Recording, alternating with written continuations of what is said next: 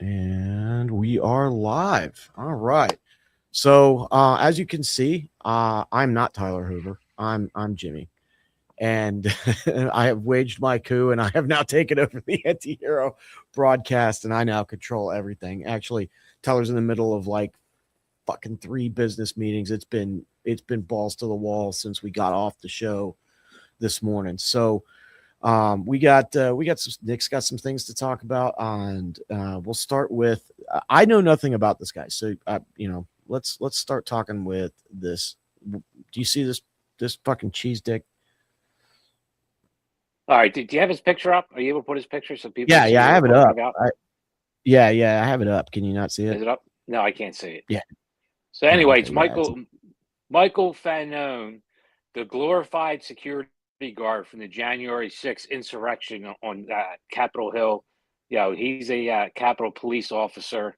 Notice I didn't call him a cop. You have to earn the name cop. You're not a Mm. cop if you work as a Capitol police officer. Sorry, you're a glorified security guard. Not talking about all the people, but especially the ones on January 6th, like this Michael Fanone. I hope he sees this. You're a fucking pussy, tough guy. I'm not a tough guy at all, dude. I'm not strong, dude. I'm broke. I'm 47 years old. I will fight that motherfucker. All right. I know the dude Damon Feldman from Celebrity Boxing. I'm calling out Michael Fanone. Step the fuck up, tough guy. You fake ass tough guy. You turned off your body camera because it was maybe the first day you actually had to do some kind of fucking police work. You had a riot around the Capitol. I saw the video, you fucking pussy. You would never, ever have lasted as a real fucking cop. Notice I'm saying cop, not a police officer. The dude is a fucking bitch. Then you're in the fucking subpoena hearings up there, right? Sacred ground, Yeah. allegedly, that you were talking about, the insurrection, and you're acting like a fucking jerk off, coughing, telling people on the panel, fuck you, our elected officials. I mean, have some decorum, but of course you won't because you're a liberal fucking piece of shit. So I will be more than happy to step in a ring. He's in a lot better shape. He's a bigger fucking dude. He might beat my ass, but I'm not a fucking pussy. I ain't gonna turn my body camera off like a bitch. So What I've the been fuck? fucking holding this in, dude. He's such a fucking pussy. I've been hitting him on all his socials. Come at me, motherfucker. You fucking pussy. I'm sorry for Damn, the dude. language and the cursing, but it really has me fired the fuck up Dude, to dude. act I, that I way. mean, And then bring he's bring the crying Philly like a on. fucking pussy, dude. Crying. He's crying because of a riot. You're supposed to be a police officer and you're fucking crying. What a bitch. He had a heart attack too. Fucking pussy. Dude, dude, you look at this guy. I mean, you look at the fucking fruit salad that he's got. You think, I mean, Fighting Nazis since 1996. He's wearing a drop kick Murphys. And they fuck them too. Fucking losers from Boston. You have two good fucking songs. Been riding them fucking coattails since 1996. dude, you are the embodiment of Philly, man. I got a buddy of mine, like I told you, Jim Neville. He was a Philly fireman, and like you guys, it's great. I love talking to both of you because you're both the same way. But I mean, so let me ask you a question because I mean, obviously you guys are tied in more to the cop stuff than I am. I'm the nerd that sits over there. What precipitated him turning off his fucking body camera in the Dude, first because he's place? a pussy, dude. The reporter said he was trying to play dead or something. What? Like, dude, what a What? bitch. Yeah, exactly. I don't know the whole story, but female reporter comes up to him. Right? Aren't liberals supposed to be real pro fucking women and all that shit? Yeah. Unless it's men playing in women's sports, then that dichotomy right there. But we won't discuss that. So a female reporter asked him about, I saw you turn off your body camera and play dead, and he said basically like, "Fuck you, you're a fucking conservative." Conspiracy theorist bitch or something like that. There we go. That's the kind of guy we're talking about. He's a fucking pussy. Contact What? Damon Feldman from Celebrity Boxing, Michael Fanone. You fucking fake Italian. You're a fucking disgrace if you got any kind of Italian roots in you. What a bitch. Jeez. I mean, these are the fucking guys. This is what really killed me. I mean, we've been talking about it for. I mean, we've been talking about it forever, but we really were talking about it yesterday and today of just the amount of fucking knuckleheads that are in charge of real goddamn cops trying to do real goddamn cop work, and it fucking blows my mind because it's like, like it's fucking lions led by sheep out there. Yeah, dude. Yeah, dude. And you can attest to this, I guess, more than I can. But the military under Biden, even the Obama, you still had a Yeah. lot of lions left in hierarchy during the Obama reign. But as it transitioned, a lot of those guys that had been in war perpetually for 20 years, I guess, rotated out. A whole lot of new recruits, and Biden kind of promoted people on their ideology, right? So again, you, Yeah. you had sheep leading lines in the military, right? The last like Oh, 4 or 5 years, right?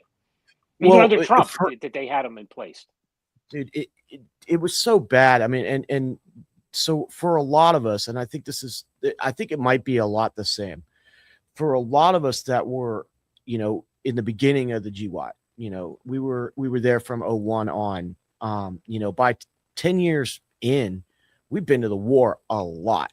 And it was like, do I want to stay in or do I want to get the fuck out? And because I'm fried, dude, I'm fried. And then for me specifically, like the handwriting was on the wall, dude.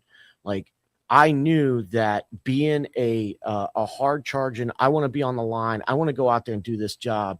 And I don't give a fuck about all the shit that we have to do when we're back in garrison and all this crap. And we're doing training that doesn't mean a goddamn thing. It's wasting our fucking time. We're doing 1,000 fucking PowerPoints on sexual harassment when I'm in an infantry unit that doesn't have any fucking women in it. I'm going to schools that I need for my own, to get into, make higher rank. And I got to know what female fucking grooming standards are and everything else and 1,000 things on this thing or that thing and death by PowerPoint, all these fucking things that we got to do. And it has nothing to do with what is my ultimate job? Locate the enemy, close with, and destroy them. That's my job. Yep. Keep these little fuckers alive so they don't fucking die. And then, so when I saw that, I had a good conversation with my buddy Brad Williford, and we were both coming up on reenlistment. And I was like, Brad, what are you going to do? And he's like, I'm getting out, Jimmy. They don't want us anymore. They're not going to want us anymore. And damn it, if he wasn't right. And so what that did was a lot of the good guys got out, a lot of the experienced guys got out, and then there was this vacuum that had to get filled. And it got filled with all the fucking pussies that were left that didn't do the kind of shit that we did, didn't get burned out like we did. And then all of a sudden, like now they're the ones calling the shots. And it's like, oh, okay. Fucking Yeah. Well, you're having what cool. training Yeah. recruitment fucking films and drives and shit like that, dude. This is a fucking military and war. I don't need some fucking dude in the skirt Yeah. protecting his And I country. mean, Get the fuck out of here. but to your point, Nick, I mean, this is the kind of stuff that when we're looking at law enforcement, right? Tyler said it, you take guys that are warriors. I mean, there's gals too, don't get me wrong, but the majority of it is fucking dudes, guys that are warriors, and they want to go out there and they want to fucking protect people. They want to fucking go chase the bad guys. They enjoy it. They like it. They're good at it. And maybe there's some things that we can talk about of why do we fucking like it so much. But at the end of the day, you need those motherfuckers out there. And if you don't have the people in charge of them to do that job that are cut from the same cloth and know when to fucking push and when to pull you back from doing something dumb, then you're lost. Well, what you end up with is a bunch of fucking vaginas. goes back to Colonel Jessup, right? You can't handle the truth. You need me on that wall. Yeah. You want me on that wall, right? That's Yeah. the kind of men you need, dude. Yeah, I mean, and so with Leo's, I mean, look, I don't even just say Leo's. Like, if you carry a gun professionally, you should be led by people who understand. Like, hey, yeah, okay, I'm sure that there's a lot of things I don't know about law enforcement, but at the end of the day, you are given the authority to use lethal force. That is the ultimate expression of law enforcement. Laws look like the cops that are enforcing them. And if you've got a bunch of vaginas, the fucking law looks like shit. Dude, we had a commissioner at Outlaw, I believe, black female. So it goes to the DEI hire. That's the reason why I had to bring that up. She, I believe, started her career in like Oakland. Like as soon as she graduated, she goes right inside, doesn't really work the street, gets promoted fast. Somehow goes to like Portland, becomes like a commissioner there for a little bit. And then maybe a small town outside of Portland or somewhere in Oregon. Not exactly sure of her beginnings, but it was all quickly escalated up because of DEI shit. And she becomes the commissioner of Philadelphia Police Department. one of the biggest police departments and largest cities in the country. She's never really been a boss, never really done police work. Her first act as police commissioner was to change the regulation for painted fingernails. That was the first thing she did. That was the most important thing coming in her tenure, and it was a disaster, dude. It was a complete disaster. So Philadelphia wrote the book on all these George Floyd riots. We laid down. We wrote the book in early 2000s. I was part of. I was very lucky. I got pulled into, worked undercover without a badge and a gun for months, helping take on the precursor of Antifa. You know, it was the I forget what they called themselves then, but it was Antifa. Way before that. This is 2000. You're probably like 5 years old running around fucking kindergarten, right? So. And, you know, I'm not allowed to say infiltrate still. So we became protesters. You know, we kind of lived with them, went to their stupid ass puppet shows, helped them build stuff. And during that, it was the RNC, Republican National Convention in Philadelphia, you know, and this was like the beginning of the big riots of, like I said, the precursor, the grandfather of Antifa. And the Philadelphia Police Department, not me, but I helped, we wrote the playbook on how to handle mass incarcerations, how to handle rioting and looting, so much so that brass from Philly flew around the country giving other police departments the playbook on how to handle large events, mass arrests, and it was successful. And, you know, look, we had the NFL draft here, millions of people. It was a success. The NFL was raving about it. Like the first time they ever did like this big outdoor, like a spectacle, a carnival, Philly fucking shined, dude. We looked great. And, you know, we used the playbook, man, because there's people there, and we had a lot of protests and other things after that. And we just did it right. And we taught the country how to do it. And she came in, and the George Floyd protest, she threw the book out that we wrote, you know, 20 years prior. And we just laid down. We had, again, sheep in position of leadership, kneeling in solidarity with George Floyd and the protesters. It was embarrassing, man. And I still had a lot of friends on the job that I came up with. And they're just like, dude, be glad that you're out, dude, because it was a disgrace. And they knew it, man. They were getting away with it. They were on the news. They're looting. They thought it was funny. I'll tell you what, I'm not going to get into the specifics of it, but they tried to come up to the far Northeast, which is like, remember that movie Copland? That's where all the cops live. Yeah. Well, they fucked around and found out when they tried to riot and loot up in the Northeast. It wasn't the cameras and the news and you know, and the fucking kid gloves. They got their fucking asses beat and locked up. The Ministry of Propaganda. That's what these fuckers called themselves. Who's that? Yeah, I'm looking it up. Yeah, because I remember the G8 was like in Europe, like 1999. I think they had the G8 out there, and that was like they start the anarchists. They were wearing the anarchist mask, and it really started like the really big civil unrest that we haven't really seen since the 60s, and that started at the late 90s, and then. You know, 2000 in Philadelphia was like the big spot. You know, there's 10 of us. 10 of us walked around without a badge and a gun, and we pretty much, you know, we became. In fact, you know, one of my partners, they took a picture of her, these protesters, and they put her on like their protesting magazine as the ideal protester. Meanwhile, she's a fucking undercover cop. It was great. So I was, let's see, so that's 2000.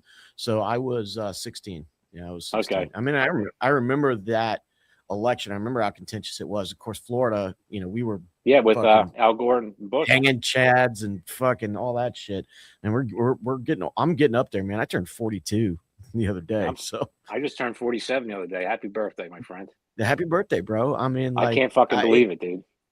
It's wild, dude. Like I look back sometimes at my life.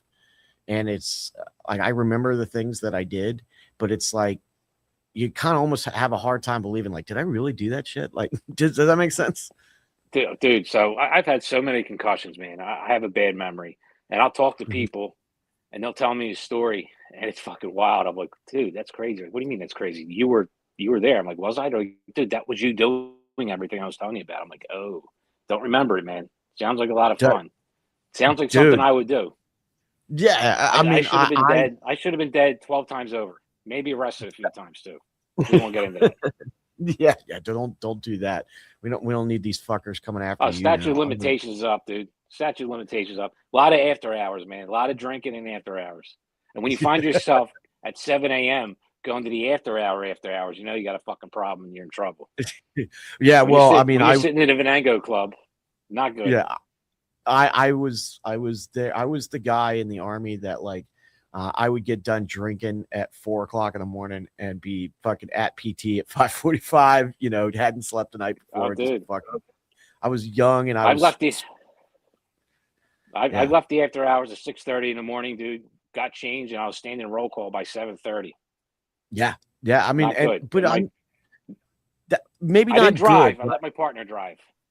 Yeah, I mean, maybe not good, right? But like, let's think about that, right? Like, you got that is sort of the mentality that I saw for a very long time in the infantry, and it's just a cultural thing within young guys who are doing dangerous work, who are letting off steam when they're done. They're doing crazy shit during the doing one job, and then when they get done, it's like as hard as I fucking worked, that is as hard as I fucking partied. Yeah, And same with cops, dude. and people turn a blind eye to it for a really long time, because they wanted the results, and they were like, hey, he's a good troop, he's a good cop, we'll get him squared away, he'll slow it down. Then you slow it down for a couple of months, and then you're right back on the train with the boys. And I think that mentality is necessary in some ways. I'm not saying it's good. I'm not over here advocating it, but I'm definitely saying like you want people doing dangerous jobs who have this mentality. Yeah, absolutely, dude. You want hard chargers. You want guys that are going to do what they're going to do. It's the way of life, man. It really is. Young kids are going to party, but I'm 20 years old. I was always the youngest. I'm looking at these guys in their 30s. They're out drinking with me, still partying. I was like, Yeah, man, I don't really. I was remember thinking to myself, like, do I really want to be in my late 30s, fucking partying and drinking like that? Kind of was. I stopped for a little bit. yeah. I I mean, got married, and then divorced, and I went on a ripper from like 37 to fucking 40. dude, yeah, I when I got out of the military, I really dialed it back a little bit, and then when I lost being a contractor, when I was no longer carrying a gun anymore, like I was done, like I knew I was done. I was never going to be able to go back to it. I went on a bender, dude. Like It's tough, dude. yeah, you lose that identity, man. Like you think of yourself like I'm a warrior, I'm a gunfighter, I'm this, I mean, for you, it's like I'm a street cop. That's my job. And to take that from somebody, especially dudes, like hard charging dudes, like that's how we see ourselves, dude. It's hard. And I had a good buddy that tells me, the wolf leaves a wolf leaves the pack to go off and die. And that's that's kind of the good thing. I mean, to kind of bring it full circle, that's what's really great about this, little skeleton up here, is that we really want to be able to give guys back something like that.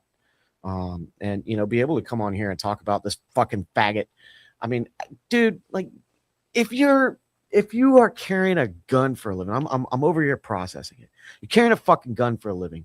Don't you maybe expect that, like, I might have to use this motherfucker? Is that like Dude, he was on Capitol Hill a couple years ago crying about this, putting on a show. He's a fucking puppet for the left. He's a little bitch. It's the only time the left ever cared about police was the Capitol Police, right? I mean, a guy, rest in peace, that officer who ended up dying. They tried to blame it on the protesters. It wasn't. The guy had some kind of biological issue and died. But they tried to hang it on Trump. It didn't stick. And now, they're uplifting this fucking coward who was crying. Like, dude, come on, man. You're supposed to be a police officer. You're fucking crying. Dude, the video, protesters were helping. He's such a pussy that the protesters were actually passing him up to his fucking cohorts, the other Capitol Police, so he can get help. He's a bitch. He's a pussy. Dude, I've seen so many crying police chiefs lately. Dude.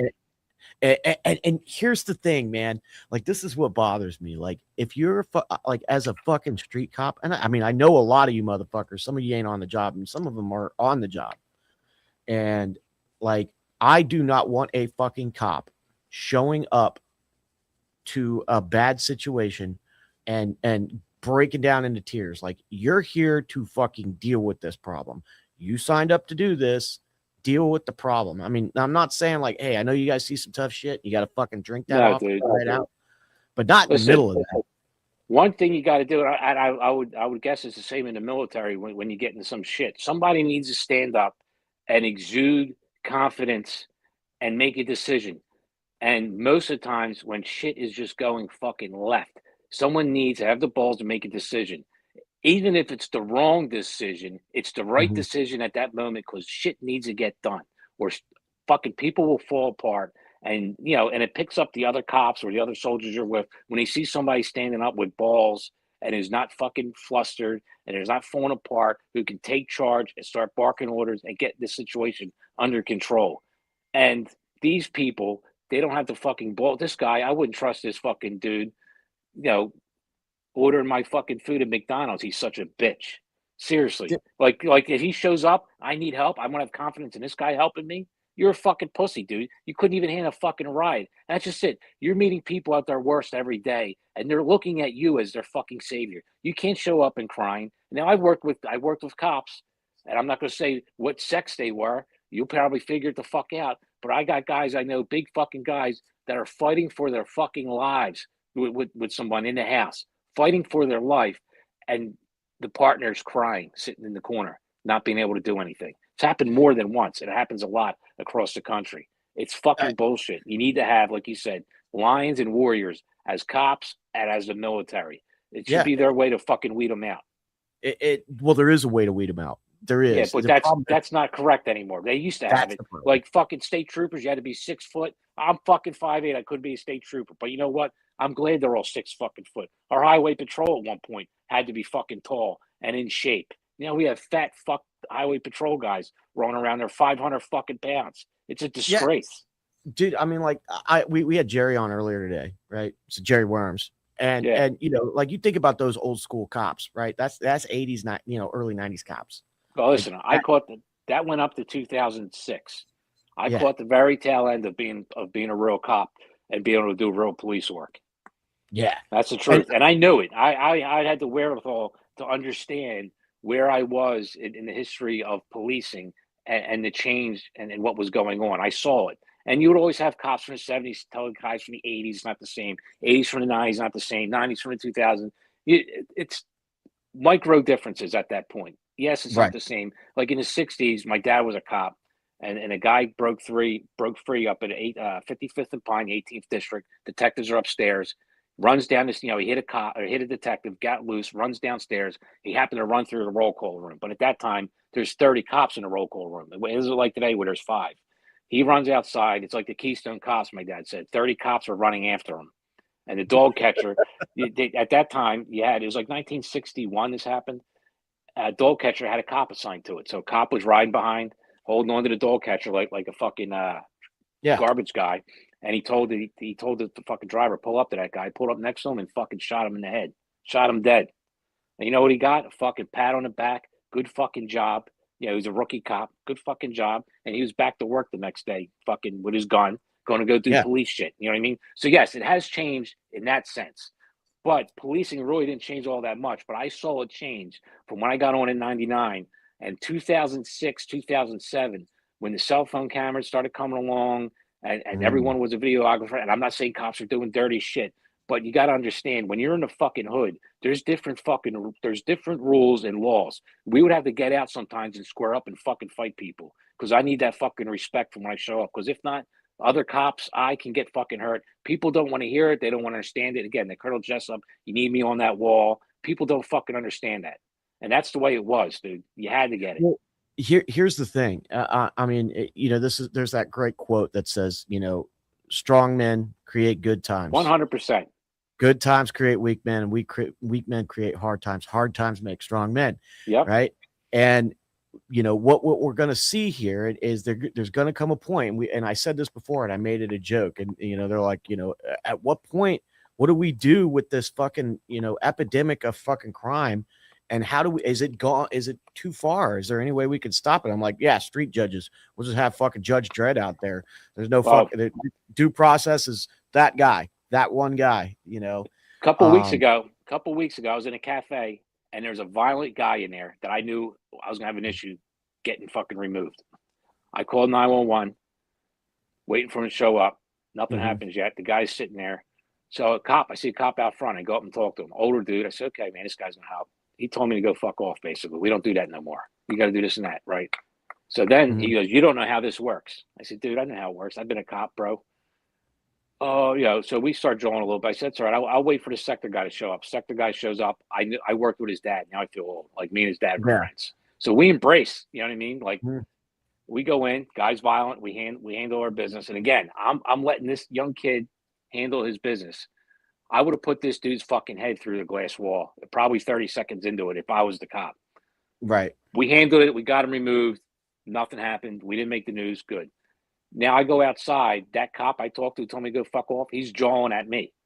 I'm on the phone with someone. He goes, is that the dude? I said, no, that's a cop I'm fucking jawing. Let me call you back. And we're fucking going back and forth at each other because he's a piece of shit. Wouldn't want to get out. I told him. He says, oh, well, if you didn't leave after 12 years, maybe you could have manned up. I'm like, dude, the fuck out of here. Let me tell you something. He goes, I guess you'd handle it different. If a cop, a retired cop, or a fucking civilian came up to my cop car and said, I need help, I'm going to go fucking help him. I'm not going to tell him to get the fuck lost. That's not what we do anymore. Dude, and that's just to give you an idea of what the fuck is out there. And that dude had some time on. Fuck him. Well, I mean, this is, God damn it, man. That to me, maybe I'm wrong. I mean, you're the expert here. I'm the outsider looking in. I look at this and go, that is an outgrowth of weak leadership and it's a weak culture within the organization. Dude, that is all that is.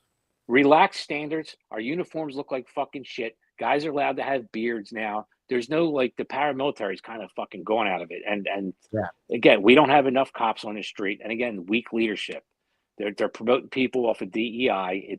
It's a joke, dude. Like our staff, our hierarchy is just not what it used to be. We used to have men that were real cops leading this department, and it showed.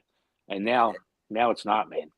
Well, when it gets out of control, you made a point, and I want to get to this. Your point was like, there's people that don't understand what it is that you're doing. They don't understand, like, hey, when you go in the hood, I'm a fucking square up with this dude. I have to do it. I have to do it, not just for me. I need these motherfuckers around here to understand, like, hey, if you want to fucking throw down, we will throw down with you, and you're going to fucking lose. Yep, I'm the fucking outfit, and this is my fucking street. And, dude, you have to think that way because they'll walk all over you.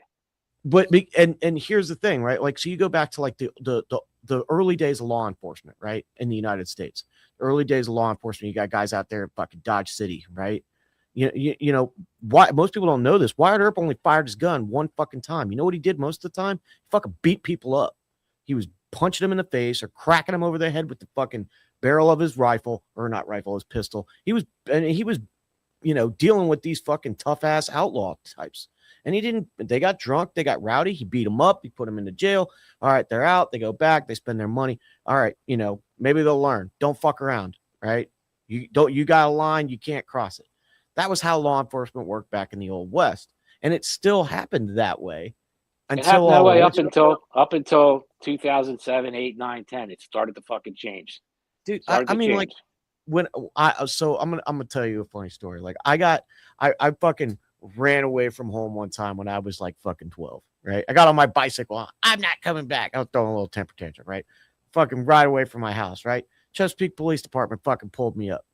And those fucking dudes, it was not one of those things like, hey, buddy, are you having a tough time? It's like, hey, get your fucking ass over here. Hey, your mom and dad are looking for you. Hey, put your fucking bike in the car. You get up here. You're going to sit right fucking here. No, shut your mouth. I'm taking you back to your mom. Cop drops me off. All right. And then he fucking chewed me out while my parents sat there and went, yeah. And then I got fucking jammed up when I went home. That was the end of it. And I was like, okay, God, cops hearing, he was not nice to me. And dude, nor should he have been. I caught a kid graffitiing on someone's house. Yeah. So I graffitied all over him. And then I dropped him off, and me and his mom were fucking cursing each other out. I'm like, you're a piece of shit. This is the reason why your kid's fucking, my kid can do whatever he wants kind of thing. I'm like, you're a fucking scumbag.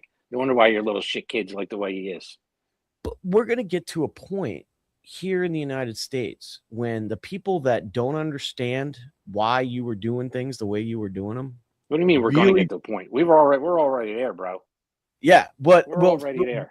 We're there, but we don't have the public outcry yet for please bring order to the streets. And when that happens, I mean, Well, the you people, kind of you do. It's only one sided again. It's the right. I mean, look at it. ICE. right? It's the right saying we need order. We need to bring order. So I started a political action committee in 2000 for a Hmm. couple different reasons. So it was called Protect Our Police PAC. It was to get pro police officials elected at the state and local level, and it was also to take on our rogue district attorney Larry Krasner in Philadelphia. Very successful. Raised like $1.4 million when it's all said and done with. Played in 15 states. I got like 68 officials elected out of like 220 that we endorsed. So it was like almost a 60% success rate. It was good. That's good. Helped keep qualified immunity in New Hampshire. We were able to get a bunch of state reps elected up there that saved qualified immunity for police officers. One of the things I'm the most proudest of. But Well, you out should of be, by the way.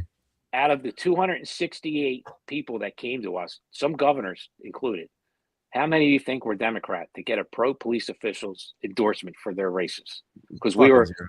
we were not nonpartisan. I wasn't Hmm. Republican, wasn't Democrat. I was pro police. One out of Wow. 268, one fucking Democrat. That's it, dude. And that speaks volumes. I had governors calling me, asking for my endorsement. So it wasn't like I wasn't having any kind of impact or I was just some little bullshit fucking pack. I had governors calling for it, dude.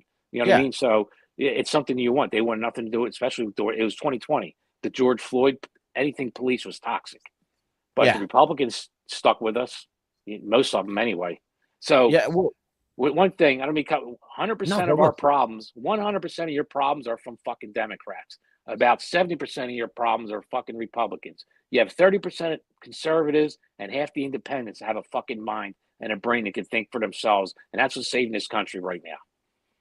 We Dude. need Democrats to fucking get back to law and order. You know, you can go look at clips of Bill Clinton, Hillary Clinton, Obama, not even that fucking long ago, talking about secure borders, locking up fucking bad guys. Right now, it's fucking like the third rail for the Democratic Party because they're letting a very fringe 15-20% of lunatics drive their fucking agenda. Well, and at some point, I mean, we're seeing this in Florida, right? So, like my buddy Jim, right? I'll use him as an example. He came back. He was down here in Florida. He was doing the job that I was doing previous to this, and he just recently moved back up to Philly. He's up there, so I might have to fucking hook you two guys up just to make sure he's fucking okay. And I'm like, Who? Neville? Neville, Jim Neville. All right. Yeah, he's a good dude. He's a real good dude. He sounds like a fun guy with the last name Neville. Yeah, he's a good Irish guy. He's real Yeah, quiet. sounds like he's a drinker. Yeah. I mean, and he's one of those guys that like like he's not there to fucking get get in the fights, get jammed up, but like, hey, if it's fucking going down, like that's the dude I want. I want Jimmy. And he was ironically, Jimmy is the one that showed me the Anti-Hero podcast back in the day. No shit. And yeah, so and now here I am. So it's fucking wild. But so Jimmy moved back up. He's up there in Philly now. And I'm like, dude, what the fuck are you doing up there? He's like, and he said, I'm gonna try to do the accent. He's like, it's my fucking daughters, bro. It's my fucking daughters. I got to take care of my girls. You know what I'm saying? And I'm like, yeah, dude, I get it. He's like, it's fucking wild up here in Philly. And I mean, I every once in a while I'll call him up and he'll hang up the phone with "Go Birds." I'm like, all right. So, all right, bro. But I mean, he left Florida, which was, I mean, we can say what we want about Florida, and there's plenty of problems, but it ain't like that. To go back up to Philly just so he could take care of his girls for as long as he could until, hey, they move out or they come back down here, whatever it's going to be. And I mean, like, he told me recently, he's like, it's a fucking shithole up here now, dude. It's fucking terrible. Yeah, like, dude. The fact that, like Rocky would be ashamed kind of shit. Our district attorney, such a piece of shit. He's the reason why crime is so rampant. He doesn't lock anyone. He hates. So criminals are victims. Victims are a nuisance, and cops are criminals. That's his philosophy. He tries to lock up cops. He cases them up, holds exculpatory evidence, plants shit. I mean, dude, he's like fucking what's his name? But fucking King Kong ain't got shit on me, dude. As a district attorney, training day, Yeah, that's what this district attorney is so corrupt. It's unbelievable that he's still able to go. Philly's just, no one goes out to vote. It's not that many people voting, so he wins. It's just Democrats going out voting Democrat. There's no agenda behind it. No one really gives a shit about district attorney race. It's on like the off years, so there's no other big races going on. So you're not getting a bunch of people come out voting, and he's the big reason for it, dude. Juveniles are getting, they're carjacking, point a gun. They're getting put in the system, and they're out within 5 hours. I mean, dude, if you're a fucking juvenile and you get caught doing anything and there's no repercussions, you're going to keep doing it, whether it's fucking stealing a soda or carjacking people. And that's the carjackings are through the roof. Juveniles, shootings through the roof, juveniles. This guy, there's 72 people that I can point to and show you the evidence that Larry Krasner letting out violent people either by low bail, no bail, refusing to prosecute or letting him out of prison early. 72 people are fucking dead because of that guy directly. Think about that. If he wasn't the district attorney, there'd be 72 people still alive in Philadelphia. That's a staggering number. One of them being a police officer that I knew, Jimmy O'Connor, was killed in a SWAT raid going to go get four bad guys hauled up in an apartment that Larry let out early. The district attorney let out early. Violent felons. And Jimmy was in SWAT, and they're about to take the door. They shot through the wall, hit Jimmy in his shoulder, went under his vest, and killed him. Dude. Yep. Dude. Yep. And this is what we're dealing with up in Philly. And they know it, dude. They all laugh. Uncle Larry's gonna let me out. You can't do that shit. They know they can go steal, dude. It's fucking lawlessness. It's because of this fucking guy. It really is. I mean, it'll get to the point where when it gets so bad that all the good people are gone and it's just fucking, dude, we're here already. We're here already. It's fucking mayhem, dude. Like, I don't know, man. The city's been voting Democrat for fucking 75 years. It's tough to get them to change their mind. And then you go in the hood and tell them, and they said, well, listen, yeah, my son's dead, but my other son's incarcerated. He's going to let him out. I came across that a lot. Wow, man. Yeah, I mean, dude. Like, I just, when I think about it, I agree with you. Yeah, we're fucking here. We're here. But when there's going to come a tipping point, right? And it'll be like, hey, there's us, there's our side, and then there's them, and they're in chaos, and we're doing fine because we're cracking people's skulls. And when we split like that, that's going to be the big one. That's I'm going to give you an example, dude. This is going to blow your fucking mind. George Floyd riots. Guy owns a gun shop in South Philly. Okay. Yeah. There's a couple floors. He barricaded the front fucking door, right? Mm-hmm. That's door number one. Barricaded the second door to get into the back room to where the steps are to get upstairs. Door two. Right. Upstairs is a door barricaded. Door three. They broke in, went through 3 fucking barriers that were barricaded. He fucking shot and killed 2 of them. Krasner was trying to lock him up. How? He's doing his fucking best to arrest him. That's what I'm talking about. The guy can do whatever the fuck he wants. He can do whatever he wants. He's the one that they played that video of him fucking talking shit about me last week. He's a fucking pussy, dude. He's another scumbag. He has it coming to him. Fuck it.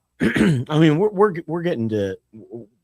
I don't even know what the answer is, because even in places like Florida, like where I mean, it's still got some law and order. We still have so much fucking corruption and soft ass fucking sheriffs and cops. I mean, like, there's a couple good agencies out there. I mean, like the guys that I really like, the Largo cops. The Largo cops, it's a small agency. They don't give a fuck. I mean, like when I called the cops one time, like they brought the whole fucking world down. And I mean, and first of all, not nice to me, by the way. I'm outside, gonna go meet with the officer.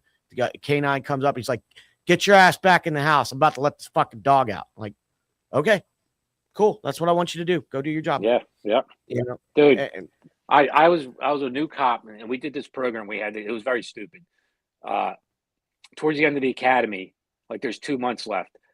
They swore us in. We got our badge and gun, and then we went and worked 30 days in the district. It was like this field program. Well, most of the cops thought we're just fucking rats going on to tell on them. So no one wanted to really fuck with us or teach us anything. So we had to really work with supervisors and days, and then we'd go back for the last month. But when we went back, they had nothing to fucking do with us. So we played paper footballs and watched movies for the last 3 weeks because we're already fucking cops working in districts. Like, it was done. It was stupid. Anyway, I worked with this guy, John Hart, Sergeant Hart. He was great, man. He was so good to me. yeah. I remember this guy walking by just fucking staring. And he goes, listen to this. I go, yeah. He goes, you stare back and you don't ever stop staring back. He goes, it's a fucking jungle. They're animals.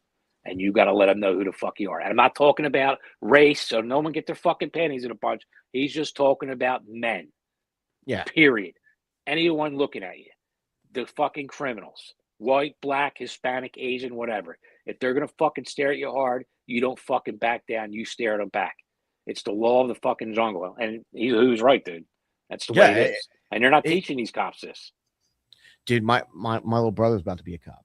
My little brother's about to be a cop in I don't know if I should say the agency because I don't want to don't. Nope. Yeah, but he's about to be a cop, and dude, like I would want guys like you or Mike. Like, I hope he gets a fucking supervisor like you. I hope he gets a sergeant like you. That's like, hey, dude, it's a fucking jungle out there. You better fucking strap up tight, wear your goddamn vest to be ready to fucking throw hands. Yeah, but I doubt it. I doubt it. Dude, go watch. I watch these videos on fucking Instagram. These guys just instigating, taunting these fucking cops, dude. I would have put my fucking fist through their fucking face, talking that shit, dude. Like, first off, lock them the fuck up, dude. Lock them up. It's obstruction. Tell them to keep moving. They're obstructing the highway. It's fucking summary offense. You can lock them up. Put your hands on them. They're going to resist. Like, dude, there's ways to police and put this shit in check. But these cops don't know that. They're afraid they're going to get in trouble. If you're putting a fucking cell phone camera up in my face while I'm doing an investigation and I give you a lawful order to back up, disperse, remove, because there's violation, obstruction of highway. You're impeding the flow of foot traffic right now, and you're creating a danger. With my investigation, you're warned. You don't leave, you're getting locked up. Oh, guess what? You were fucking told, and now I'm putting hands on you, and they're probably going to fight back. So we'll bump that up to a felony for ag assault, right? I mean, you can't let them get away with this shit, dude. You got to use the tools that you have. I'm not saying fucking beat them and just start fucking smacking them, but start locking them the fuck up, dude. Let them stand across the street and talk all their shit. That's fine. But when they're getting up in your fucking face while you're fucking working, dude, that's done and over with. There's a to me, there's a like these First Amendment auditors, like there's some terrible ass cops these days. There's and always terrible, dude. Yeah, there's outliers. No, and I'm not talking about like the crooked ones or I'm not talking about shit like that. I'm talking about you're a bad cop because you are not thinking about what's best for the community. You're thinking about all of this other bullshit. You can't, I mean, like we had this, look like a fucking Oompa Loompa. She's a fucking captain. It's like, dude, you're not, dude, you couldn't even get off your fucking Peloton. She literally told a story about how she couldn't get off her Peloton. Like, you can't get off a Peloton. How the fuck are you going to chase bad guys, bro? Dude, it comes from sheep leading lions, but the sheep are creating other sheep. You know what I mean, dude? So here's, I worked 2418 car. It's the only police car at that time in the early 2000s that was mandatory two-person car that could take a lunch together. If you were a two-person car, what you're supposed to do is there's a driver and a recorder. The guy not driving records everything. You're supposed to drop the recorder off. He takes his 30-minute lunch. Then the driver picks him up, and the driver takes his lunch, and the recorder goes out. Never happens. But 2418 car, we're one of the busiest sectors in the entire country. We were allowed to take a lunch together. We didn't have to do that. Everyone fucking took lunches together anyway. But dude, like Bean, Indiana was the #1 heroin corner in the entire country. Like, you locked up a crew, pulled racks of heroin out. By the time you were back at district, there's a whole new crew with racks of heroin everywhere. You know what I mean? Like, just out there. I didn't fuck with drugs. I had an understanding with the fucking corner people. You don't do it in front of me, then we're good. You do something in front of me, I'm gonna lock you the fuck up. It's as simple as that. Keep that shit away from my sector when I'm working, and we're fucking good. And we had a very good understanding and it worked out well. I remember driving by and this one dude was like fucking giving me the finger. I'm like, dude, did he fucking give us a finger? I think so. So we went back around. He's in the middle of the street, fucking showing this. So I pull up to the corner. I pull the fucking lieutenant over. I said, yo, your guy here is disrespecting me. I said, I can't have that. He goes, I said, well, I'm going to park here for the next hour. I'm going to read my book. And I parked there for the next hour. So the hour's done. I called the fucking lieutenant over again. I said, when I come back, I want an apology from him. Okay? So I went and did my job. I forgot about it 4 hours later. I kind of felt bad, dude. I wasn't, because I was going to go back around and make sure, like, Yeah. So we got real busy. I go back 4 hours later. Man, this motherfucker had 2 closed eyes. They beat the fuck out of him. But let me tell you, every time I drove by him, he fucking waved at me very Yeah. ecstatically for the whole summer. He went back to Puerto Rico at the end of the summer. That's what they do. But dude, I couldn't drive by without him emphatically waving hello to me, expressing his love. Yeah. Well, I mean, dude, there is some of that too. Like, I mean, people don't want to hear this also, but like, there is crime that's going to happen. There is crime that's Dude, going to happen. I didn't fuck with narcotics, man. You know how much money I cost that corner? It's going to happen whether I lock them up. I mean, there's ways I could do it. I mean, I did fuck with narcotics a little bit. There's ways to fucking drive and then you just whip that corner and you're going to fucking see transactions, but you got to get ready to run out and start, you need a team together. But, Yeah. it was what it was. You don't fucking do it while I'm here. And I leave you to fuck alone. You know what I mean? It was an understanding. Yeah. I kept crime low in my sector, and I drove around. I would put 70 fucking miles on my car a fucking tour because I fucking drove and that's on my sector, 70 fucking miles, dude, in a very tiny ass like fucking maybe a square mile. You just Very driving the tiny, whole dude. time, dude. Drive the whole fucking time. Except when you're getting out and doing shit. Yeah, I had a captain break my balls out. I was just handing an activity. I fucking showed him my logins. I put 70 miles in that little fucking sector. How much crime did I deter? Yeah, exactly. You need activity. I said, all right, here's my pen and paper. I slid it across him. I said, you write down what you expect for activity. I said, you give me numbers. He wouldn't do it because he knows it's against the law. I would have fucked him too. Yeah. Well, I mean, and that's I mean, like you gotta have an understanding, like we had Jay on like last night. Like, they're sophisticated criminals. They're doing criminal shit. And yeah, okay, slinging dope. I'm a street cop, dude. I'm a street cop. Yeah. I'm not fucking in some special unit trying to get to sophisticated fucking criminals. I'm a street cop. That's where I'm at. You know what I mean? Yeah. I'm here to keep the law and order so that the kids can go to the fucking playground and that, people don't get their fucking houses fucking shot up and people don't get their cars broken into.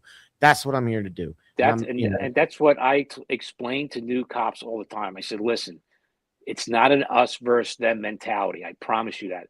Majority of the people down here are good fucking people. They're trapped. I said they want to go to work in peace. They want to have families over. They want to have their kids barbecue in their little ass fucking yard out front and enjoy their fucking life when they're not working and they're miserable. I said, but they're fucking held hostage from these fucking animals. I said, so treat these people with respect. I said, not only is that the right thing to do, I said, but if you're fucking getting your ass beat and you're by yourself, that civilian you're nice to might be the only one that calls an assistant and saves your fucking ass. Or they might say, fuck that piece of shit and go in and not do a thing and you're getting fucking killed. It's true. Yeah. They're good people there. Yeah, and it's hard. I think it's first of all, it's really hard right now for cops, just simply because there's so many people that they've changed the fucking mentality. There's a lot. It's a mainstream mentality now that cops suck, cops are bad, and they're basically they're the worst, and nobody stops to question the fact like, well, this is the place that I live, and these are employed by the politicians that I've elected. So if I don't like the cops, maybe I should be looking at that. Dude, you're getting way too deep for this shit now. They don't fucking think that. Dude, that's like 3 layers deep. They don't fucking peel the first layer off. And that's that's a problem that I have personally. It's like, cops fucking suck. Okay, yeah, there's some fucking shitbirds out there, but the vast majority of them are like you. I mean, like Mike says all the time, I wanted to get dope. I wanted to chase fucking dope dealers. That's what I wanted to do. See, that I want nothing to do with dope, dude. Yeah. It's too easy. Even back then, all you had, and they knew it, all you had to do was lock someone up with a kilo. And all they had to say is, what, a kilo? I had 2 kilos. Well, now you're fucked. Now you're a year off the street being investigated because this guy already knows 1 kilo, 2 kilo. Well, I don't have the kilo. I won't get charged with the kilo, but I'm going to fuck this cop over. Seen it happen. Seen it happen, dude. I didn't fuck with it. I liked fucking robberies. I was very good at stolen cars. I'd like to part gun jobs. That's what I went after. And, dude, you can ask 5 different people what kind of cop I was. You'll get 5 different answers. Some people call me a fucking toad. Some will say he's a cop's cop. Some say he was very good, and they're all right, dude. I went through phases. I got injured. Yeah. City fucked with me for a fucking year. I didn't do shit. You fucked with me. You ruined my fucking health. Fuck you. And there's times where I went through a ripper.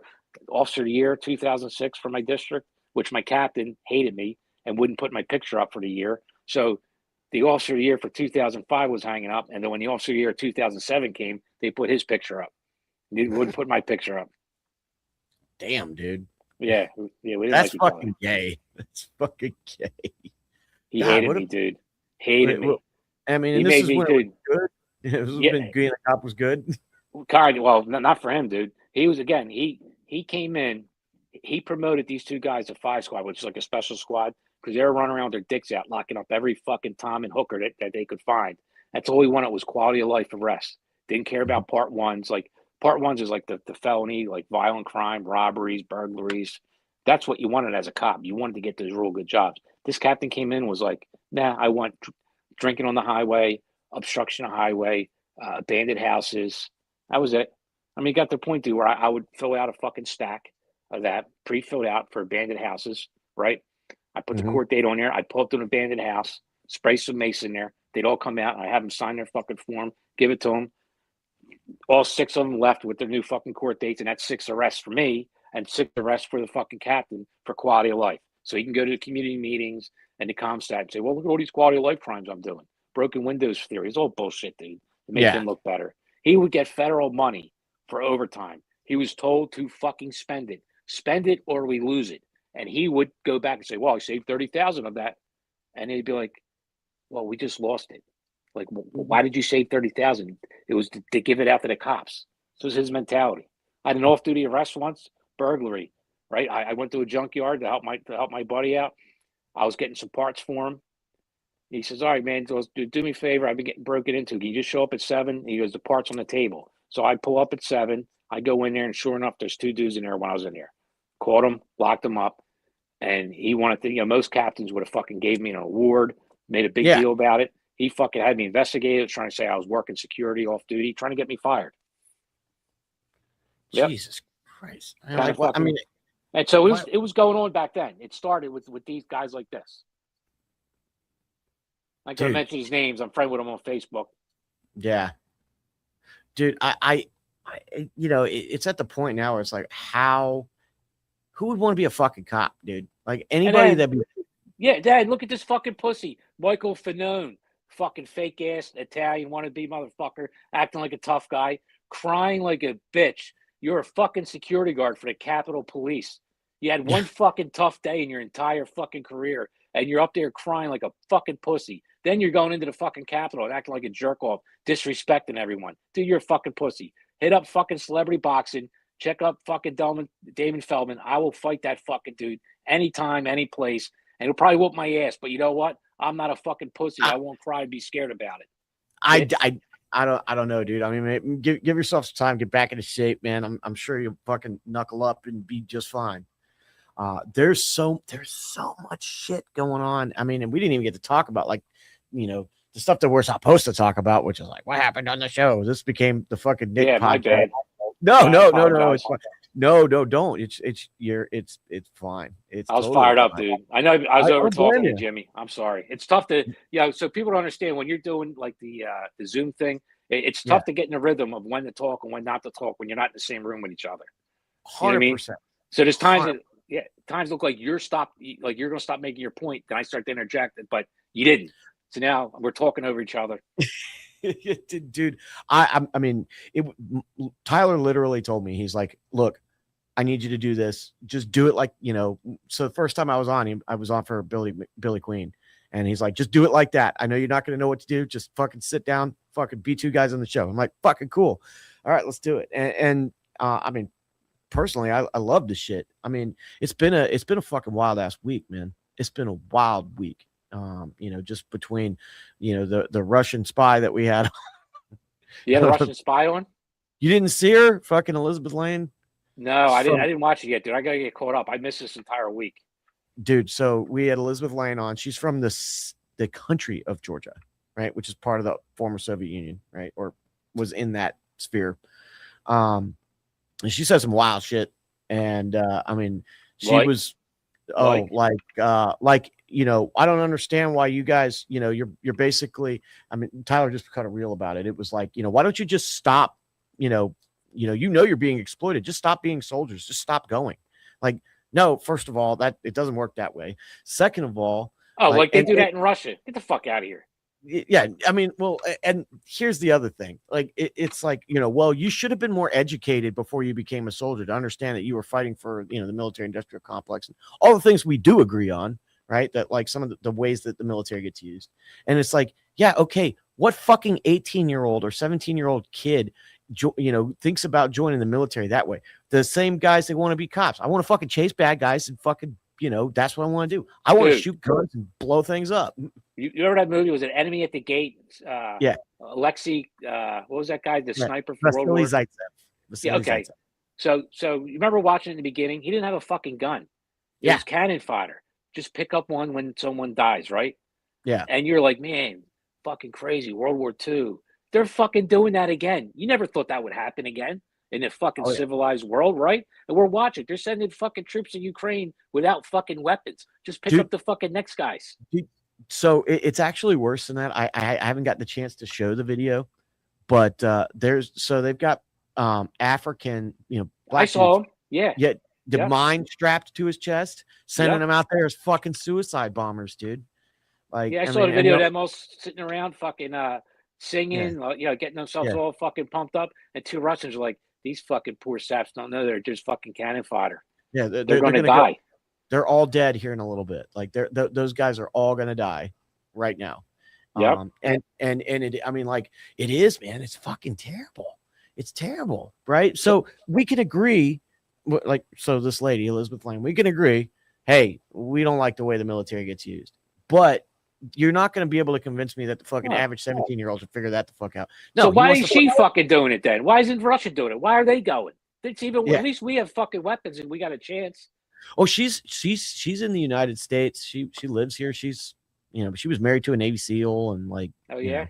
That's why I'm not ripping her. I'm just saying, like, the notion of just saying, why are you doing this? It doesn't work that way.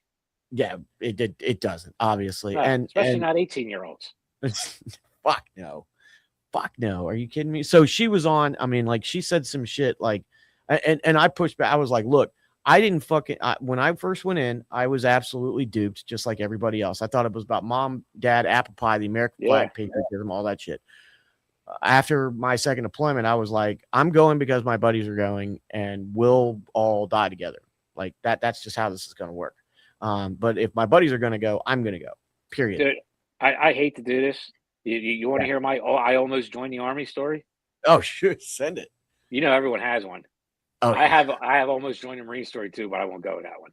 I fucking so I left the police department in 2004, and I went to Hollywood, Florida, to become a Hollywood, Florida cop. Mm-hmm. And something happened where I was supposed to get hired right away, and they're like, it's gonna be a couple months. And dude, I was fucking 24. I cashed out my pension. I had like 50 grand in the bank. I was going to kill myself, dude. I was partying like a fucking rock star. I literally had the Swedish bikini team around me one night at a club popping bottles. It was fucking great. But I'm like, I got to go to fuck home. You have a year in the Philly Police Department. You have a year when you leave to come back. No questions asked. You just fall right back into what you're doing. Of course, dude, I'm the fucking trendsetter. I come back. They're like, nah, we're broke. Sorry. I was like the first one ever to be denied coming back. And I'm like, what the fuck? Yep. So now I'm working in a fucking factory, right? Working in a factory, I get a call. I get invited to an award ceremony for a shooting I was in. They want to give me a commendation. I'm like, fuck you. Fuck you. You're not hiring me back. I'm working in a fucking factory. So I start the process to join the Army. Mm-hmm. All right. My dad talks me and go to the award ceremony. My dad used to be a cop, and the commissioner at the time knew my dad. They knew each other. Mm-hmm. Says, I'm going to go with you. So I end up going. So meanwhile, I'm doing all the Army stuff, right? And it's like December 2004, a couple days before Christmas. I go to the award ceremony. My dad grabs a police commissioner, Sylvester Johnson, great fucking guy. He goes, yo, you're giving my son an award for a fucking shooting he was in, and you're telling him you're not going to hire him the fuck back. So he calls over his assistant, gets my information, and Sylvester gives me a hug, says, you're going to have a really Merry Christmas. I leave. I'm like, fuck out of here. Calling a recruiter now, right? Because the recruiter went ghost on me for like 2 weeks.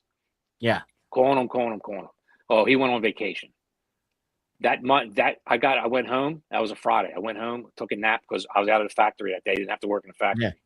My mom wakes me up, answer the phone. It's fucking police commissioner. He goes, report to the PAB on Monday. You're going back to work. So he hired me back, right? The fucking recruiter calls me in like the second week in January. Man, I was on vacation. Yo, I got you ready to go. I said, fuck you, dude. I'm back as a cop now. You had your chance. If you would have answered your phone, if you would have answered your phone in December, I was gone. I was ready to go, dude.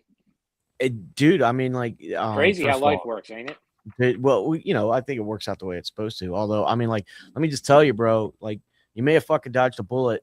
2004 going into 05, it was rough. It was fucking rough, dude. Like, what were you gonna do? What do you think? Infantry. Yeah.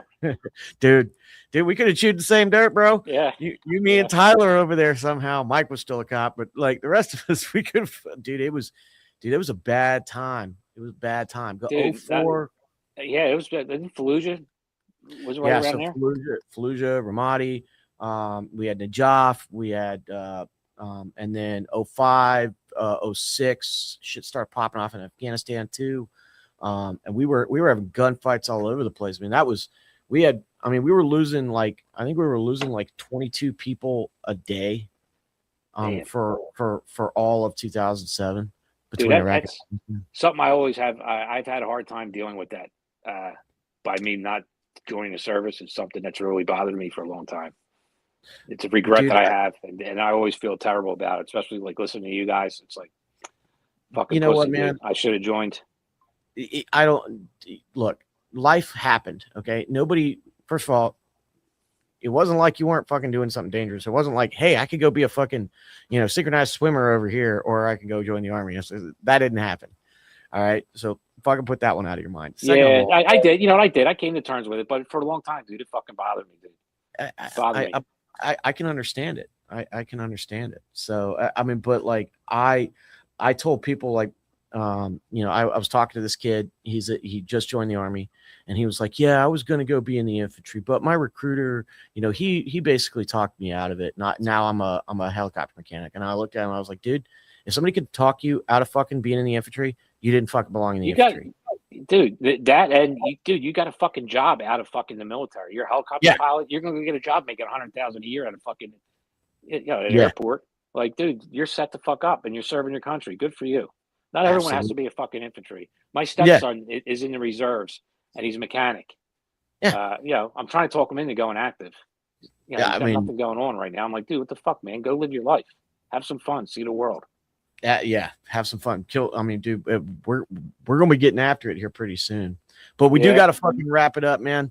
I'm sorry that I wasn't as great a host as Tyler. Dude, it was great, man. I'm sorry I talked too much.